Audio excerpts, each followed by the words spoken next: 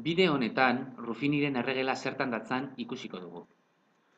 Polinomion arteko zatiketak egiterako orduan, zatitzailea isakena formakoa denean, adibidez, isaken bat, isaken bi, isaken lau, Ruffiniren erregela aplika dezakegu.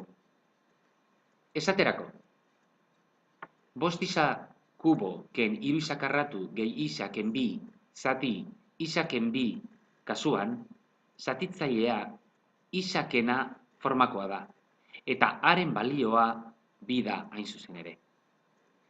Egin dezagun lehen da bizi, zatiketa hori ezaguna dugun metodoa erabiliz, eta ondoren Ruffiniren erregelaren bidez.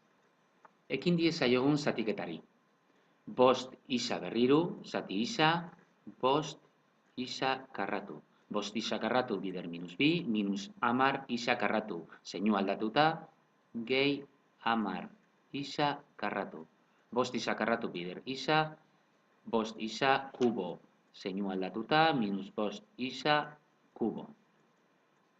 Batuketa egiten dugu, hau desagertu egiten da, hemen gehi zazpi isa karratu gelditzen zaigu, eta isa eta minus bi berdin gelditzen dira. Ondoren, zazpi isa karratu, zati isa gehi zazpi isa bider minus bi minus amalau isa, zeinu aldatuta gehi amalau isa. Zazpi isa bider isa, zeinu aldatuta minus zazpi isa karratu. Karratuak desagertzen dira, hemen gehi amabost isa gelditzen zaigu, eta minus bi. Azkenik, amabost isa zati isa, gehi amabost. Amabost bider minus bi, minus hogeta hamar. Zeinu aldatuta, gehi hogeta hamar. Amabost bider isa, eta zeinu aldatuta, minus amabost isa. Isak desagertu egiten dira, eta hondarra hogeta zortzi gelditzen zaigu. Egin dezagun orain, zatiketa modu sistematiko batean. Horretarako, polinomio honen koefizienteak idatziko ditugu. Monomioren bat falta bada, hau da, maila konkretu bateko monomioa falta baldin bada, 0 jarriko dugu. Kasu honetan, danak agertzen zaizkigu. Beraz, bost, minus hiru, honen koefizientea bat, eta minus bi. Berriro errepikatzen dut. Baten bat faltako balitz, adibidez isa karratu ez balitz agertuko, bere lekuan 0 jarriko genuke. Ondoren, haren balioa identifikatu behar dugu. Kasu honetan, bi da. Zelan aplikatuko dugu Ruffiniren erregela? Lehendabizi, hemen dagoen lehenengo zenbaki hau, ona bera jaitsiko dugu.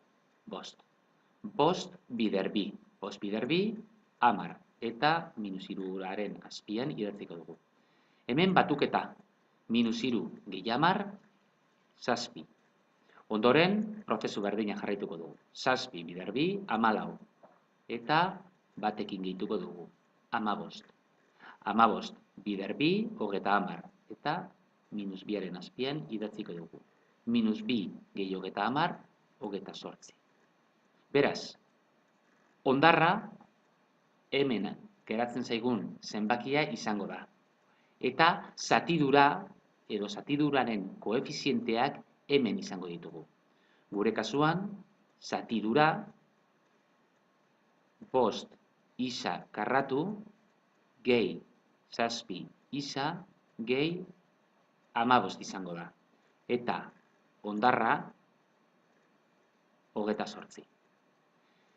Egingo alzenuke orain zure kontura honako zatiketa hau? Lehendabizi, Ruffiniren erregela aplikatu.